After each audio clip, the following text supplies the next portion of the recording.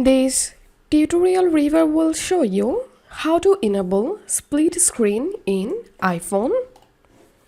You can't split the iPhone screen to show two apps at the same time like you can do on an iPad.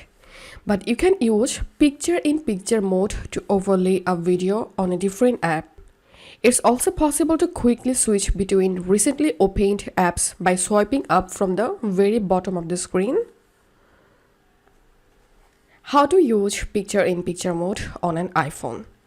The iPhone might not allow you to split the screen between any two random apps, but you can display a floating video window over another app with picture-in-picture mode.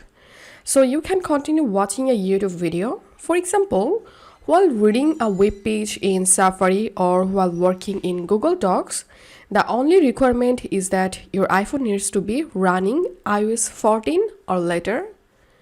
To get started, make sure that the picture-in-picture mode is enabled. Start the Settings app, tap on General, then tap Picture-in-Picture, and make sure Start PIP automatically is enabled by swiping the button to the right side.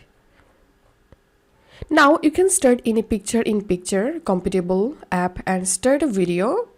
You can close the app, the video will continue playing. So that's how you can do it. If you find this video helpful, make sure to subscribe Tutorial River. See you in the next video.